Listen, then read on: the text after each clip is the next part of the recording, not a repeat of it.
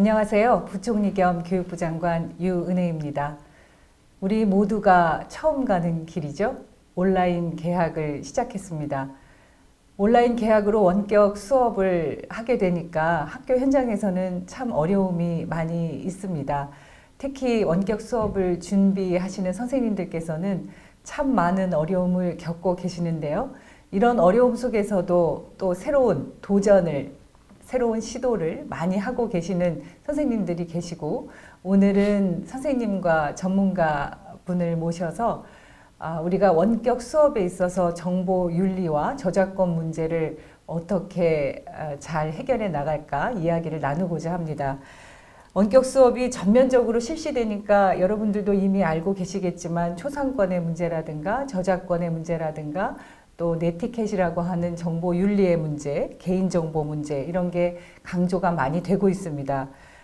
우리 선생님들도 그렇지만 학생들도 자신의 개인정보 그리고 초상권을 보호할 수 있는 방법을 익히 잘 알고 있어야 할 것 같습니다. 오늘 1부에서는 이런 정보윤리의 중요성에 대해서도 알아보고요. 어떻게 하면 서로 예의를 잘 지키면서 우리 디지털 정보화에 익숙하게 생활할 수 있을지 알아보는 시간을 갖도록 하겠습니다. 두 분 모셨는데요. 선생님 한 분하고 또 우리 전문가분 한 분 모셨습니다. 간단히 인사해 주시겠습니까? 네, 양현고등학교 교사 이규영입니다. 네, 반갑습니다. 네, 안녕하세요. 시청자 미디어 재단에서 일하고 있는 김아미라고 합니다. 네. 먼저 이규영 선생님 요새 원격 수업 준비하시느라고 고생이 많으시죠? 네. 원격 수업 준비하시는데 어려움은 없으셨는지, 또 그래도 이제 온라인 상이긴 하지만 개학을 앞두고 계셔서 한번 여쭤봅니다. 네, 학교 선생님들과 다양한 프로그램들을 배웠고, 그다음에 전국의 선생님들과 정보를 공유하면서 학교 여건에 적합한 프로그램을 정했습니다.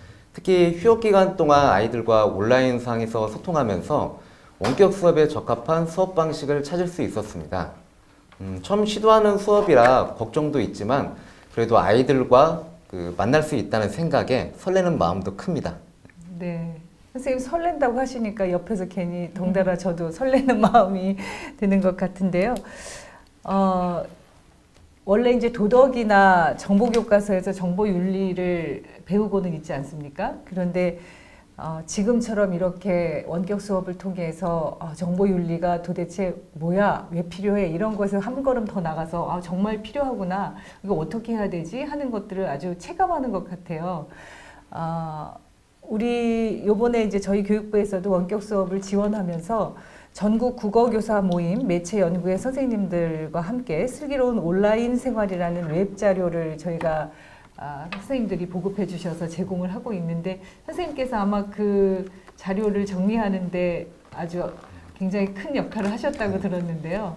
어떻게 이 자료를 제작하게 되시고 또 어떤 취지로 활용해야 되는지 한번 말씀을 좀 해주시기 바랍니다. 원격 수업이 시작되면서 두려움과 기대가 공존합니다. 화상으로 아이들과 만나는 것이 새로운 교육적 경험이 될 수도 있지만, 한편으로는 온라인상의 교사와 아이들의 얼굴이 공유됨으로 인해서 발생할 수 있는 문제도 있습니다. 디지털 공간에서 원활하게 소통하기 위해서는 지켜야 될 규칙들이 필요했고, 곳곳에서 선생님들이나 단체가 이러한 고민들을 나누고 그 결과물들을 만들어내기도 했습니다. 슬기로운 온라인 생활도 저와 같은 연구의 선생님들께서 SNS를 통해서 함께 만들어낸 결과물입니다.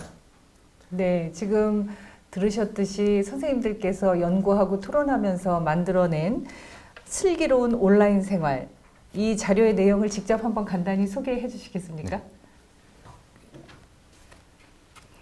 원격 수업을 할 때 유의할 점을 온라인 수업, 관계, 디지털 성범죄, 그리고 읽기, 쓰기, 이렇게 4가지로 나눠서 정리했습니다.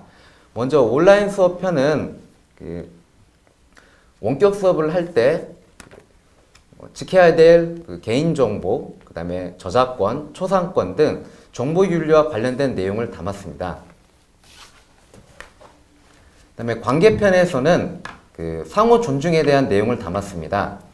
대면하는 상황이 아니다 보니 보다 신중한 태도가 중요하고 그다음에 자신과 타인을 존중하는 내용을 담았습니다. 그다음에 디지털 성범죄 편은 디지털 공간에서 발생할 수 있는 범죄를 예방하기 위한 교육 자료와 그다음에 성범죄를 막기 위해서 갖춰야 될 정보를 담았습니다. 네, 마지막으로 읽기 쓰기 편에서는 온라인상에서 소통할 때 지켜야 될 항목들을 정리한 것입니다.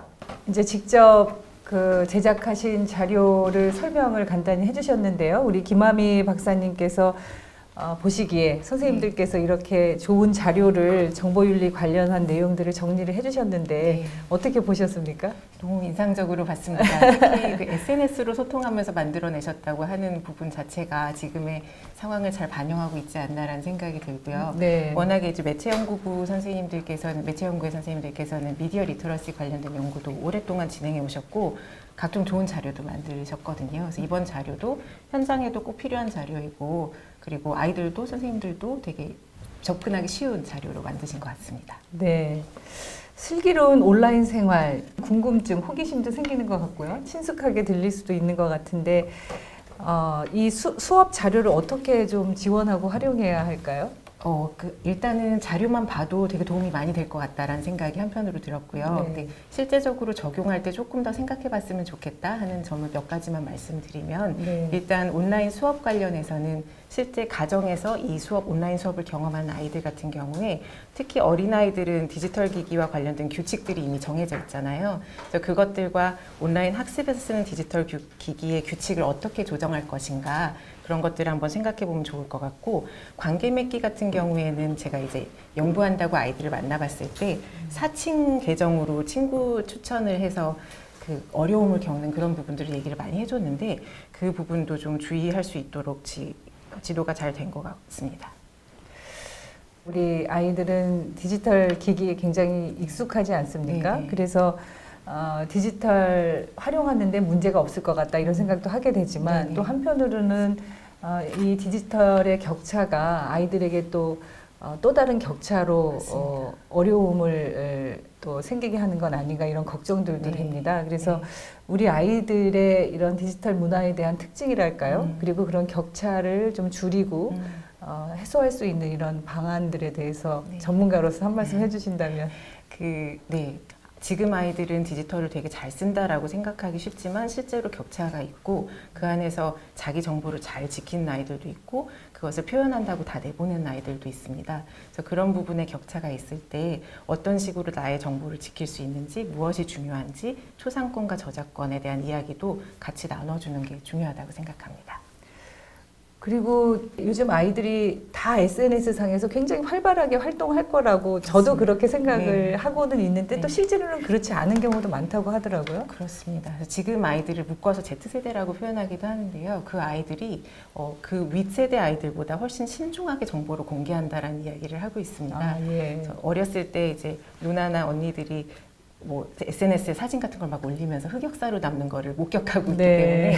때문에 나의 정보가 디지털 발자국으로 남을 수가 있구나. 그래서 네. 신중하게 정보를 올려야 되는구나 라고 생각하는 아이들도 많이 보였습니다. 네, 그런 거는 이제 자기 선배 세대들에서 그런 흑역사를 경험한 거를 또 간접 경험을 통해서 그렇게 할 수도 있겠지만 디지털 환경에서 소통한다고 했을 때 실제로 정보 윤리가 굉장히 중요하고 내 정보가 보호받는 것만큼 나도 타인의 정보를 그렇게 같은 기준에서 또 배려하고 보호해야 된다는 것도 잘 우리 아이들이 익혔으면 좋겠다는 생각이 들고요. 디지털 시민성 이렇게 이야기되는 네. 것도 있던데 네. 이 개념은 어떻게 아이들에게 설명을 해줘야 될까요? 디지털 시민성이라고 할 때는 디지털 미디어를 쓰는 능력도 포함되고요. 그리고 디지털이라는 공간 안에서 잘 소통할 수 있는 자질도 포함이 되고요. 그 능력과 자질을 기반으로 내가 하고 싶은 목소리를 내고 사회 참여하는 행동 능력까지 포괄하는 약간 큰 범위의 개념이라고 볼 수가 있습니다. 그래서 그 안에서 디지털이라는 공간 안에서 어떻게 내가 행동할 것인가를 아우르는 전반적인 개념이라고 네. 설명하면 될 것 같습니다. 예, 우리 학생들도 이렇게 설명을 들으면 충분히 잘 이해를 할 것 같은데 디지털 공간에서는 그러나 또 이제 더 다양한 방식으로 소통할 수도 있고 그렇게 다양하게 소통을 하다 보면 또 예기치 않은 문제가 생길 수도 있지 않겠습니까? 선생님께서는 우리 학생들에게 좀 유의할 점, 문제가 되면 이 부분들은 이렇게 그 문제를 해결했다 이런 사례가 있으면 혹시 좀 말씀해 주시겠습니까? 그 SNS에 한 여학생이 올린 글에 남학생이 댓글을 달면서 그 남녀 간의 다툼이 번지고 그다음에 이것으로 인해 젠더 이슈가 부각된 적이 있었습니다. 그 대면하지 않는 상황이다 보니 표현 수위를 조절하지 못하거나 또는 함부로 상대방을 무시하는 경우가 발생하곤 합니다. 그래서 특히 무심코 표현한 내용이 누군가에게는 심각한 혐오감을 주는 표현이 될 수도 있다는 것을 학생들이 알아야 합니다. 네. 그래서 디지털 공간에서도 표현하기 전에 자신의 생각이 상대방 입장에서 어떻게 받아들일지 고려하는 태도를 갖는 것이 중요합니다. 네. 내가 쓰는 말 한마디, 또 내가 소통하면서 전달하고자 하는 취지가 정확하게 잘 전달될 수 있도록 단어 사용이나 이런 것들도 굉장히 조심해야 되겠다. 원격 수업을 시작을 하면 결국은 그 학생들이나 교사의 개인 정보가 노출될 위험이 있습니다. 그래서 그 교사와 학생 모두 스스로 자신의 정보를 지키려는 노력도 중요합니다.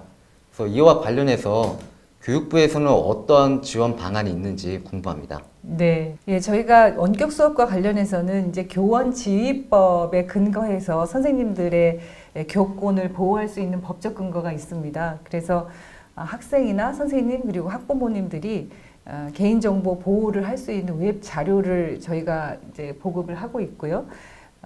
저희 교육부에 이제 개인정보 보호를 위한 포털도 운영을 하고 있습니다. 그래서 혹시라도 선생님들께서 이런 교권 보호 차원에서 저희에게 제안을 주실 게 있거나 궁금한 게 있으면 이제 그런 포털을 좀 활용하셔도 좋을 것 같고요. 저희가 전국에 176개의 교육 지원청이 있습니다. 그 교육 지원청별로 교권 보호 전문가들을 양성할 계획이 있습니다. 그래서 교육청별로 교권 보호 전문가가 이제 디지털 세대인 우리 아이들에게 무엇을 어떻게 가르쳐야 될지를 선생님들과 함께 협업해서 지원하면서 디지털 환경에서의 정보 윤리가 잘 지켜질 수 있도록 그렇게 지원을 하고자 하는 계획을 갖고 있습니다.